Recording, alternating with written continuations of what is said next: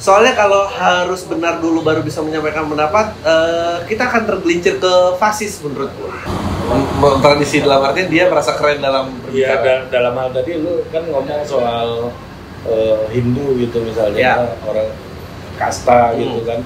Kan dari dulu kan pertarungan demokrasi itu adalah kelompok yang ingin kesetaraan dengan kelompok yang ingin adanya pembedaan itu. Adanya kelas di masyarakat borjuasi, proletar versus kelompok yang inginnya ada equality. Makanya kita kenal semboyan revolusi Prancis, vertalité, liberté, vertalité, égalité gitu. Vox populi post day. Apa? Iya, suara rakyat suara Tuhan. Suara rakyat suara Tuhan. Iya kan? Nah, artinya kan gua nggak ngerti nih cara pikir lu nih sebenarnya. Ya, gua percaya gini, satu maksud gua di satu sisi lu pro dengan kayaknya freedom of speech ini kita harus semuanya bisa ngomong deh.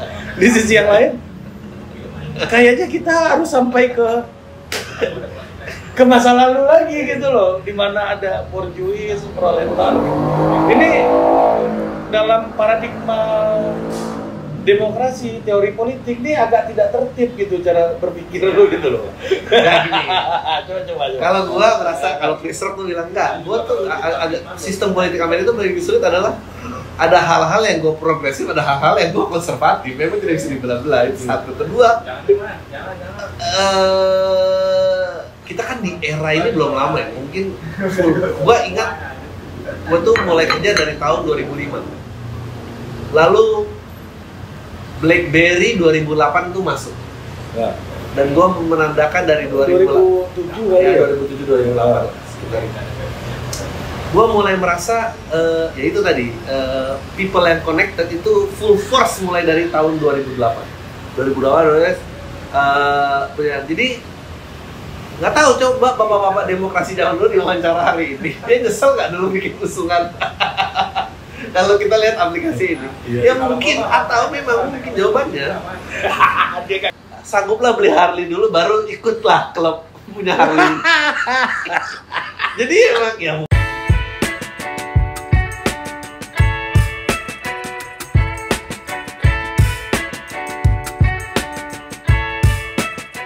Oke, welcome to Total Politik bersama the one and only the great Adriano Colby. The great.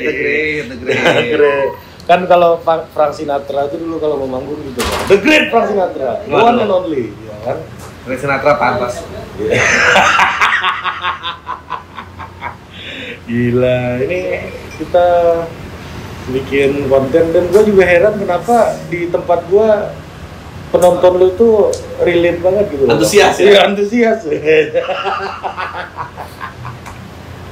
Apa yang membuat mereka antusias ngeliat lu ngomong di Total Politik? Padahal nggak ngomong politik juga kan? Nggak tahu ya, gue juga sebetulnya bertanya-tanya hal yang sama. Tapi kayaknya ya mungkin butuh lewati banyak komedian dulu baru akhirnya kayaknya saya di sini gitu. Orang tuh kayaknya nggak suka gua karena belum lihat gua aja. Gua udah bareng lihat yang lain. Nah kayaknya di Total nih orang-orangnya referensinya cukup banyak lah, jadi lumayan. Nah ini gua mau ngomong soal ini bang, apa namanya? Banyak yang mengatakan apalagi di dunia sosial kemasyarakatan hari ini gitu ya. Lu kaya dulu, baru lu berbuat untuk masyarakat. Ya, lu kaya dulu. Lu selesai dulu sama diri lu, baru lu mengabdi gitu. Ya. Menurut lu gimana, Bang? Gue dulu juga sering ngomong di podcast gue, makmur dulu baru beradab. Maksudnya dalam artian nilai-nilai keberadaban tuh baru bisa kayak sabar, orang bersedekah itu kan orangnya sudah beradab kan. Nah, dia harus makmur dulu. Bertanggung jawab. Iya, bertanggung jawab. Dia harus makmur dulu, baru ada nilai-nilai keberadaban. Agak sulit membalikan fakta itu gitu. Kecuali itu kan kalau agama kan gitu ya. Jadi adabnya dulu dia push di depan gitu. Itu gimana? Berbahaya gitu? Aman. Emang kan agama untuk membuat kita lebih beradab. Iya kan? Betul. Memang tujuan agamanya itu ya akhlak, makanya akhlak yang dibenahi kan. Gue juga sepakatnya meskipun pernyataan lu tuh kayaknya dianulir Pak Ahok. Yang Pak Ahok bilang kata siapa harus kaya dulu. Ada juga yang kaya korupsinya juga makin gila kayak gitu. Jadi agak nggak valid sebetulnya. Gua nggak mau ngomong politik malah. Iya kan, tapi maksudnya gua tadi beranggapan gitu. Tapi kayaknya kalau di Seven Deadly Sin itu kan greed itu memang disebut. Jadi itu bukan masalah kaya miskin kayaknya. Greed itu memang Keserakahan itu disebut. Itu 7 dosa pokok itu. Jadi betul, maksudnya jadi kayaknya mengabdi itu tidak ada hubungannya dengan kemakmuran seseorang. Meskipun gue paham gini. Yang jelas adalah yang perbedaan antara makmur dan tidak makmur itu beda di kesabaran. Gimana maksudnya? Jadi gini, kalau dia nggak makmur, kesempatan pertama dia langsung korupsi. Tapi kalau dia makmur, dia bisa kayak tunggu 3-4 kali biar cantolannya lebih gede, gue baru korupsi gitu. Main panjang ya? Ya, beda panjang ternyata. Beda. Jadi kalau ngomong mengabdi, kayaknya kalau memang itu panggilannya, ya harus balik ke situ sih gua. Karena kayaknya bukan masalah kaya miskin. Tapi masalah kesabaran tadi. Enggak, masalah panggilan. Maksudnya makmur tidak bisa dijadikan standar bahwa dia nanti akan menjadi pengabdi yang bersih. Pengabdiannya benar-benar Bersih, tulus, betul. Ya. Iya.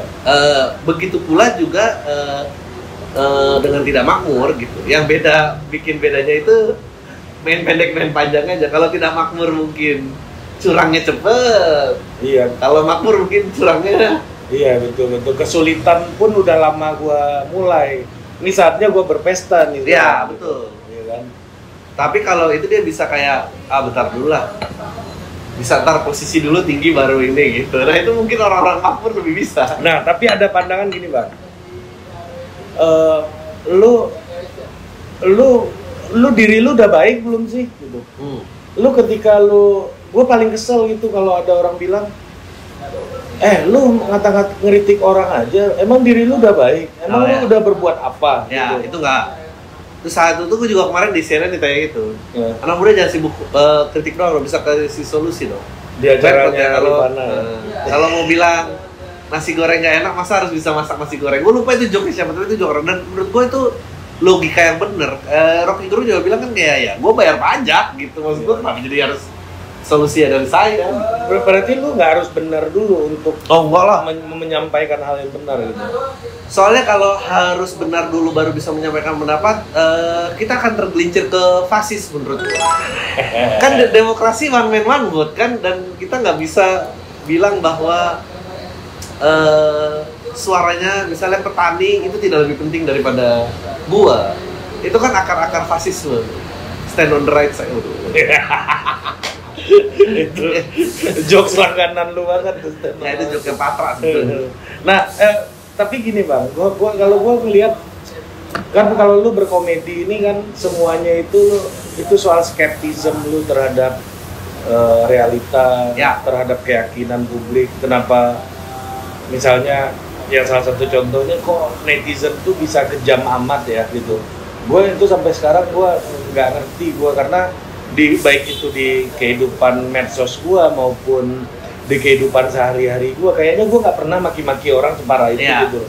Tapi kenapa bisa ada orang yang separah itu gitu loh? Apa yang membuat dia yakin dia itu bisa bicara untuk menghakimi orang? Kalau lu bilang tadi ya gue nggak benar gitu kan. Kalau nunggu benar dulu ya gue pun yakin hidup dia belum tentu benar, tapi dia udah bisa separah itu gitu. Gue sih dulu di stand up gue nyebut ide siapa, ide konyol siapa sih yang pengen semua manusia tuh terhubung bahwa nanti impactnya baik. Connecting people ide tolongan lah ini. Gua rasa kalau Zuckerberg dong. Gua rasa kalau platform digital tuh dia memutus resiko. Orang merasa aman. Orang merasa bahwa gua nggak akan ada konsekuensi dari perkataan gua gitu. Dan itu yang sulit yang kita lagi hadapin sekarang. Dengan terhubungnya semua orang, ya perbedaan pendapat itu terjadi. Mungkin juga yang dulu ini obrolan sama Fas mungkin. Ya gue juga kadang-kadang mikir mungkin lo yang menggagaskan demokrasi itu belum kebayang bahwa demokrasi akan ada di titik hari ini.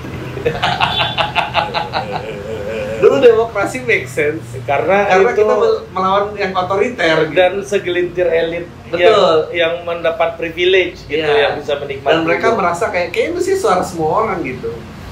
Tapi kalau sekarang ya benturan-benturan itulah yang terjadi karena sekarang kehidupan bersinggungan. Tapi di sisi lain gue juga percaya sama demokrasi dalam artian pada saat lo menginginkan demokrasi, privilege untuk tersinggung itu mesti hilang. Ya lo nggak mungkin pengen demokrasi tapi tidak ingin tersinggung, nggak bisa, itu satu paket pasti. Iya, dan termasuk menyerang orang dengan brutal. Betul. Itu freedom of speech atau apa sih menurut lo? Menurut gue freedom of speech. Kalau ditanya apa freedom of speech. Tapi menurut gue yang repot sekarang konsekuensinya gimana kalau nggak mengandalkan UU ITE gitu kan? Gue nggak habis pikir ya bang ya, ngelihat di Twitter gitu. Ya. Kan ada kasus Soun itu kan, namanya Sojun ya. Iya Sojun. Iya, orang Korea ya. Iya. Ya maaf, gue nggak nonton Korea gitu ya. Tapi ada orang yang pegawai salah satu brand yang di brand ambasadorin nama orang ini, itu dihajar gila-gilaan gitu sama netizen, dan itu kata-katanya udah nggak, bagi gue ya ini menakutkan gitu loh. Kenapa gitu ya? Ya itulah. Gue juga bingung sih. Sebetulnya kita familiar sama itu kan, siklus Polybius kan. Ya. Ya mungkin juga bukan demokrasi jawaban. Sebenarnya kan kita lihat bentuknya Amerika sama Inggris gitu. Inggris kan masih ada kerajaan aristokrasi lah, jangan kerajaannya udah nggak megang power. Yeah. Dia tidak full demokrasi, dia dikuasai elit dan aristokrat. Ya mungkin memang bukan demokrasi kali jawabannya. Gue juga nggak tahu sebetulnya. Lu pertanyaan ini sebenarnya pertanyaan yang sangat filosofis ya. Iya, orang di satu sisi sebagai pekarya seni gue harus memegang freedom of speech. Yeah. The paradox of artis ya. Ya, tapinya adalah pada saat freedom of speech itu diaplikasikan, cancel culture dan bullying digital mau nggak mau termasuk dalam itu gitu. Dia gerbong yang harus kita ikut deret gitu. Iya, termasuk ya anak-anak dari demokrasi itu nggak hanya kebebasan, kebahagiaan, ya, tapi juga ada oligarki, ada korupsi, betul, ada lain-lainnya gitu. Nah sebetulnya dalam sistem pemerintah apapun tidak ada yang membenarkan korupsi sih. Jadi sebetulnya mau mana yang diambil, yang penting jangan korupsi aja, itu doang. Syaratnya itu. Nah ini kan lu skeptism lu ya. Ini kembali bicara soal skeptism lu, dan menurut lu, kalau gue ya, nah ini pertanyaan tentang lu berkomedi sih bang. Lu punya joke storytelling gitu? Punya dong, kan penutup gua storytelling. Gua nggak sadar itu storytelling. Storytelling, merasakan bernyata dan. Ya maksud gua gini sih bang, orang-orang ini hari ini ngelihatnya, lu lihat deh sekarang itu ya di medsos orang gampang untuk tertawa. Tapi juga gampang sekali untuk marah gitu. Ya, gua tuh akhirnya malah mencapai jangan-jangan memang demokrasi itu ruang tertutup, jangan-jangan harus balik ke majelis. Sama kayak pas. Gua lolong ya pas tuh. Tapi gini soalnya, misalnya kita angkat masalah Patra atau Popon gitu. Ya. Pada saat itu dilakukan di ruang tertutup, orang datang untuk berbayar. Joke itu tidak menimbulkan konflik. Joke itu diamini. Lalu pada saat dikeluarin mediumnya dari ruangan tertutup tersebut, disaksikan oleh orang banyak, orang punya asumsi yang berbeda lagi gitu tentang joke tersebut gitu. Dan Gua rasa kalau dalam konteksnya berkomedi ya sekarang pinter-pinternya mencari audiens sih, karena kita tidak mungkin pada saat demokrasi media sudah seperti ini, kita nggak mungkin mundur mau balik lagi media tuh dipegang oleh orang-orang berkuasa aja gitu. Ya sulitnya adalah bentrokan ini ada. Nah, kalau gua sih merasa aturan main yang benar adalah ya pada saat orang mengeluarkan joke gitu dan ditaruh di luar tempatnya, ya dia harus siap aja bahwa itu punya publik, dan dia harus siap resikonya. Yang jelas adalah basis ketersinggungan nggak bisa dipakai untuk membungkam ide orang lain. Itu aja kalau gua ngeliatnya. Basis ketersinggungan nggak bisa membungkam. Nggak bisa. Kemarahan itu bagian dari upaya membungkam nggak? Iya menurut gua. Jadi kayak bullying kayak tadi gitu. Jadi dia boleh berbeda pendapat, tapi dia nggak boleh ya Korea tadi gitu. Dia nggak boleh menurut gua mempolisikan orang tadi gitu misalnya. Itu upaya pakai instrumen negara. Atau menggalang dukungan untuk membuli orang ini. Nah itu juga gue bingung tuh. Mestinya nggak boleh. Mestinya nggak boleh sih. Kita tersinggung gitu. Yang repot itu sebetulnya bukan ya kalau emang menggalang dukungan untuk membungkam dia sih nggak apa-apa. Yang repot adalah pada saat dukungan digalang untuk menyerang sebuah orang gitu, lalu orang itu bisa kehilangan pekerjaannya karena menimbulkan kegaduhan. Nah, itu menurut gua kayak sponsor atau apa itu juga sebenarnya nggak boleh sih kalau tidak ada dalih hukumnya. Lu nggak boleh mundur karena masalah PR sih, tapi ya nggak tahu lah, susah ya. Emang ya kan akhirnya ini demokrasi ruang tertutup aja. Bagaimana? Gak tau gue. Faldo udah bercoba Faldo. Pasco udah pernah. Emang ya, gue ingat kata-kata lu dulu tuh Bang. Ya. Kayaknya buat ngomong di klub Harley juga lu harus punya Harley dulu. Iya. Ada standar di mana.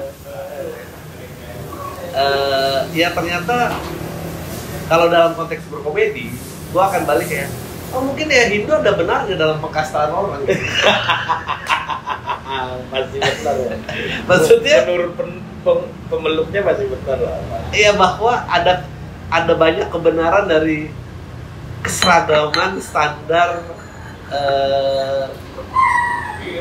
sosial ekonomi. Kalau nggak repot. Lagi mau cairin aja. Lu sebenarnya ini lagi-lagi gue nggak akan nanya stand posisi lu ya. Gue agak aneh aja sih menurut gue, karena lu di satu sisi gue ngelihat lu sangat progresif gitu kan, tapi di sisi lain lu sangat nggak hanya konservatif ya, tapi lebih dari itu menurut gue. Ada fasis ya, ada fasisnya juga. Lu tipikal yang kalau lihat video lu sendiri itu ini nggak Bang? Kayaknya gue keren juga. Enggak, gue paling nggak pernah. Gue nggak pernah menonton konten apapun yang ada diri gue nggak pernah gue dengar suara diri gue sendiri, gue nggak tahan. Bahaya, gue paling takut jadi orang itu. Nah, gimana?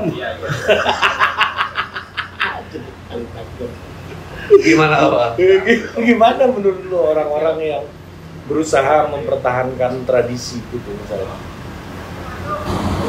Tradisi dalam artian dia merasa keren dalam berbicara. Iya, dalam hal tadi lu kan ngomong soal Hindu gitu misalnya, ya. Orang kasta gitu kan dari dulu kan pertarungan demokrasi itu adalah kelompok yang ingin kesetaraan dengan kelompok yang ingin adanya pembedaan itu, adanya kelas di masyarakat borjuasi proletar versus kelompok yang inginnya ada equality. Makanya kita kenal semboyan revolusi Prancis, vertalite, liberté, vertalite, egalite gitu. Vox populi post day. Iya, suara rakyat suara Tuhan. Suara rakyat suara Tuhan. Iya kan? Nah, artinya kan gue nggak ngerti nih cara pikir lu nih sebenarnya. Ya, gue percaya gini, satu. Gue di satu sisi lu pro dengan kayaknya freedom of speech ini kita harus semuanya bisa ngomong deh. Di sisi yang lain, kayaknya kita harus sampai ke masa lalu lagi gitu loh, di mana ada borjuis, proletar. Ini dalam paradigma demokrasi, teori politik ini agak tidak tertib gitu cara berpikir lu gitu loh. Nah, gini. Coba. Kalau gua merasa kalau Chris Rock tuh bilang enggak, gua tuh agak sistem politik Amerika itu paling sulit adalah ada hal-hal yang gua progresif, ada hal-hal yang gua konservatif. Memang tidak bisa dibelah-belah. Itu satu. Kedua, kita kan di era ini belum lama ya. Mungkin gua ingat gua tuh mulai kerja dari tahun 2005. Lalu BlackBerry 2008 tuh masuk. Ya. Dan gua menandakan dari 2007 ya, 2007 2008 sekitar itu. Gua mulai merasa ya itu tadi people yang connected itu full force mulai dari tahun 2008. Jadi nggak tahu, coba bapak-bapak demokrasi zaman dulu diwawancara hari ini, dia nyesel nggak dulu bikin usungan? Kalau kita lihat aplikasi ini, ya mungkin atau memang mungkin jawabannya dia nggak kepikiran. Iya, dia nggak kepikiran. Dia bilang, ini kenapa terjadi semua orang bully-bulian gini? Kenapa satu perusahaan bisa mempengaruhi kehidupan politik orang semuanya gitu? Itu harus ditanya, makanya mungkin ilmu itu nggak lengkap karena kurun ya atau bahwa yang diteorikan si namanya Polybius bukan sih? Siklus Polybius, orangnya Polybius namanya, bukan? Polybius? Iya kayaknya. Atau bahwa dia tuh benar bahwa ini hanya akan jadi jarum yang berputar-putar terus gitu. Jadi kan sekarang kita demokrasi nih. Ya. Bentuk korupsi apa ya? Okupasi ya kalau nggak salah. Okupasi. Ya, abis itu dia balik lagi ke monar kan? Iya. Balik lagi ke monar, abis itu dia ada bentuk korupnya, baru dia balik ke aristokrasi ada bentuk korupnya, baru balik ke demokrasi kan? Kan kita juga pendulumnya udah mirip-mirip nih, gitu. Makanya semua orang kayak, ayo khilafah dan apa, itu kan setelah balik lagi ke singular. Ke singular kan dari. Iya. Pertanyaan lu sebetulnya gue sangat tidak tahu jawabannya. Kalau dalam konteks lu enggak, gua mau mengurai lagi deh, Bang. Lu tadi freedom of speech, iya kan? Oke, itu setuju. Ya. Tapi kayaknya yang ngomong orangnya segini. Iya, makanya kita kenal-kenal aja. Makanya lah. Bahkan yang kita kenal, lu jangan ngomong lah. Makanya karir gue tuh masih selamat sampai sekarang karena gue berkomedi di depan orang-orang yang ngerti aja. Kalau komedi ini ditaruh di tempat, ya Allah. Lu pikir kenapa gue nggak pernah mengungkapkan pendirian sosial politik gue?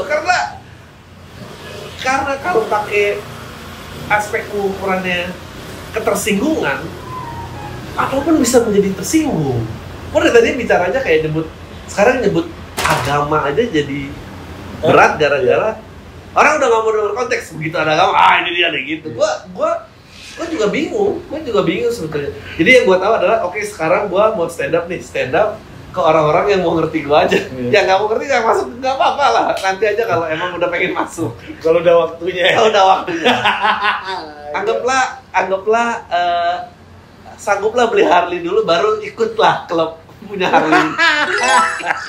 Jadi emang ya mungkin pengkastaan ada kebenarannya. Lu freedom of speech di dalam kasta lu berarti. Iya, makanya juga gue bilangnya demokrasi ruang tertutup saja. Demokrasi setengah kamar lah ya. Ya setengah kamar lah. Ya itu. Gue bener nggak tahu. Ya tapi kalau sampai balik ke monarki gue enggak lah. Gue di aristokrasi dan demokrasi ya atur itu. Tapi kan ada ungkapan ya. Dan ini dari zaman kerajaan di Inggris dulu gitu kan. Lord Acton itu lu tahu kan. Kalau power tends to corrupt. Absolute power tends to corrupt. Absolutely. Kita rehat dulu sejenak. Bang Karni kan. Nah, itu artinya kan harusnya udah ada kesadaran di setiap sistem bahwa setiap kekuasaan itu bila menjadi tunggal dia akan absolut dan dia akan korup gitu. Iya benar, gue sepakat. Ini kan sebenarnya gue selalu mengerti Orde Baru kan tuh monarki lah, singular lah ya, dia kuasai dan dia karena makanya akhirnya dipecah. Nah tapinya adalah pada saat itu medianya tidak seperti hari ini. Pada saat kita waktu itu, jadi gue sering banget nih ngobrol sama orang-orang yang aktivis, bahkan masih kenal dengan aktivis 98. Yang paling berat untuk dibicarakan itu adalah keadaan medianya berbeda. Keadaan medianya nggak sedemokratis sekarang. Jadi gue baca novel 1984 bahwa semua ide, penggagasan, tata bahasa dikontrol oleh negara. Seorang ini berprofesi ngilang-ngilangin kata dari kamus kan. Lu banyak juga baca. Lumayan lah. Gue nggak banyak baca. Gue cukup tahu apa yang bisa dibaca aja. 1984 itu kayak post apokaliptik jika pada saat itu perang dunia kedua Rusia lebih menang lah. Lalu penertiban itu dimulai dan benar-benar dikorupsi besar-besaran sekali. Itu pada saat perang dingin itu berakhir tahun berapa? 90 ya? Berakhir 89-90. 89-90, oke. Jadi Berlin, kita 65 itu perang dunia kedua, masalah fasisme runtuh. Dia perang dingin, sosialis lawan kapitalis, lawan liberal. Itu penggambaran post apokaliptik dari 1984. Yang lebih relevan dengan hari ini adalah menurut gue bukunya Adolf Huxley, Brave New World. Gue agak lupa, dia ada bicara tentang seperti ini. Nanti akan ada masa di mana kebenaran itu sudah tidak matters lagi. Dia hanya akan tenggelam di lautan sampah. Dan itu hari ini menurut gue. Turut ini ya. Itu hari ini, itu kejadian hari ini. Kita bisa bilang kayak kalau ada kasus mesum aja pendidak hukum gercep. Iya, ini. Terus ada yang lebih penting lagi, dia udah nggak peduli. Terus ada kerusuhan tadi. Lu baca berita di Detik nggak? Sat. Iya, polisi. Gue baru ngomongin di Musmas. Kita pro main hakim sendiri dalam artian kalau itu menolong nyawa orang. Iya. Kalau orang KDRT semua sibuk videoin doang, nggak ada yang mau nyetop. Tapi kalau mesum, gerebekan cepet banget. Jadi sekarang tuh menurut gua kenapa ini pentingnya agama ya udah bahwa multiple truth bisa berlaku di saat yang bersamaan. Kenapa agama penting? Itu adalah foundation of truth itu dulu, karena nanti akan ada zaman di mana truth itu nggak matter lagi karena semua itu truth. Nah, kita ada di zaman itu sekarang. Jadi gua melihatnya, jadi gua sebagai stand up comedian percaya dalam freedom of speech, tapi gua juga tidak mau membuat kericuan ya, karena sekarang multiple truth itu terjadi gitu. Misalnya Popon cerita, itu kebenarannya Popon di kepalanya dia dan di penontonnya. Tapi apakah pada saat keluar tempat itu kebenarannya dia masih berlaku? Jawabannya enggak. Lalu bagaimana mengatasinya? Makanya kayaknya nih kakak-kakak kita banyak lah berbicara tentang ya kita melewati, gua pun juga masih melewati 14 tahun Orde Baru. Lalu 1984 berperan apa? Kalau gua merasa yang relevan hari ini Brave New World. Brave New World sangat relevan. Adolf Huxley itu buat gua kayak ya emang ini gitu. Inilah yang ada sekarang gitu. Nah makanya keluarlah orang-orang kayak masuk kayak ini balik mundur aja gitu. Tapi gua pun juga gamang gitu. Sebagai pekerja seni gamang, sebagai misalnya gua nanti menjadi orang tua, kebenaran apa yang nanti generasi berikutnya harus pikul gitu. Itu juga. Kita harus ada sesi parenting nih. Iya, gitu. Paling enggak lu ngata-ngatain prinsip-prinsip parenting ini, Bang. Itu ya bingung gitu. Iya, kebenaran mana yang lu mau pegang? Misalnya kayak gue di kampung gue ya punya kepercayaan walaupun Sumatera Barat Bukit Tinggi itu Muslim. Ya.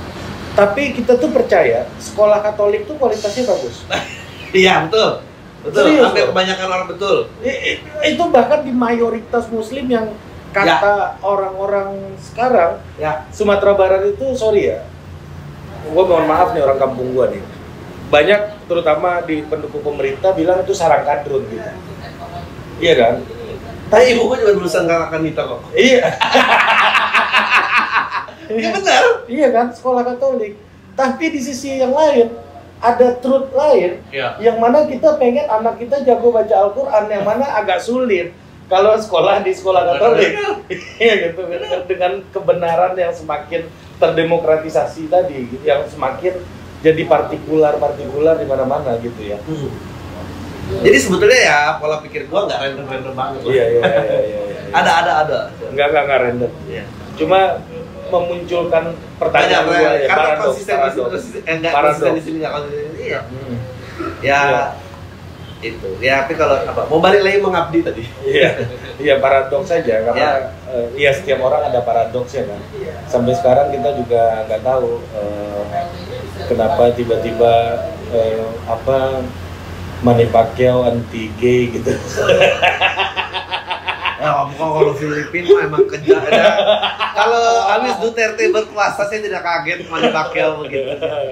Tiba-tiba deklarasi itu dan di cancel di mana dia terkenal di negara barat gitu kan, yang mana pro. Tapi kan dia lagi mau cari voting dari negaranya. Iya. Gimana lah. Saya juga kalau jadi Pacquiao Tergantung tujuan aja ya, cita-cita. ya, lo harus nonton ini. Lo harus nonton gua nggak tahu di Netflix masih ada apa nggak, Get Me Roger Stone. Oh belum. Jadi Roger Stone itu seorang apa ya, konsultan kampanye lah, PR guru dia. Beliau itu dari zamannya Roger Stone, Donald Trump. Ya, Donald Trump. Gue punya bukunya. Ya, dia Gue nonton. dia Gue baca sebetulnya bukunya. dari zamannya. Pokoknya dia zamannya waktu itu Amerika Bush. sebelum itu bahkan dari Reagan betul, dari Reagan. Iya. Dia yang menuliskan pidatonya Bill Clinton. Iya. Dia yang jadi juru kampanyenya Donald Trump. Gue baca bukunya. Dan dia mengerti betul bagaimana mengendalikan rakyat Amerika itu dengan memainkan politik-politik politik PR-nya lah. ya politik Puritan. Ya, dia itu salah satu. Make America Great Again. Apa itu Iya. slogan-slogan yang diciptakan? Dan dia dianggap sebagai bapak politik istilahnya ini politik gelapnya Amerika lah Ya. gitu kan, PR. Dan dia kan bilang gua Doctor. bad publicity itu better than no publicity at all gitu dia. Dan Trump itu menurut gua produk fasisnya progresifnya Amerika dari Obama menurut gua. Ya. Trump hanya bisa jadi presiden setelah Obama. Setelah kaum-kaum marginal atau kaum-kaum yang puritannya dikata-katain pada saat Obama naik. Ya lu sih masih konservatif, lu sih masih rasis. Iya. Padahal Obama memainkan kartu yang sama, tapi kedoknya progresif. Iya. Begitu dia udah 2 kali, ya orang muak dong langsung balik ke sana. Gitu. Tapi ada juga yang mengatakan kayak gini, seorang filsuf ya, dia bilang bahwa kemenangan, kita setuju Trump itu menakutkan, dia horor gitu kan, tapi itu pilihan rakyat. Betul. Nah, ini adalah bukti dari kegagalan kaum progresif. Betul. Kata dia kayak gitu. Ya ini sama kasus dengan rendang babi itu. Bahwa yang progresif cuma sibuk ngata-ngatain yang konservatif. Bukannya dia menggandeng. Kan kalau bilang kan lo tutup konten bagus banget. Ada 3 cara untuk mempersuade orang ya. Gitu. 1 dengan ancaman, 1 dengan hadiah. Tapi kalau lo mau menangin dengan banyak, lo harus ambil hatinya. Iya. Oh iya. Ya cuma bisa dengan di IG gua tuh ya. Gua betul, harus pakai persuasif. Ya. Harus dengan naratif gitu. Nah, kalau lu tanya konteksnya gua berstand up, stance gua kenapa lu bilang unik? Sebetulnya stance gua itu menjadi unik karena gua melayangkan banyak point of view yang sebetulnya cukup konservatif di depan orang-orang yang progresif. Iya. Itu yang membuat dia jadi gue pengen bilang bahwa lu tuh semua sama aja gitu. Kayak gue ngerti. Bahasanya kayak gini kira-kira nih. Ini benar nggak menurut lu? Lu itu terus menguji progresivitas lu dengan mempertanyakan keyakinan itu. Iya, betul. Kalau lu udah mengimani itu berarti lu udah nggak progresif lagi. Iya. Kalau udah jadi iman, atau lu semua sama aja. Lu semua sama aja, betul. Lu jadi fasis. Iya.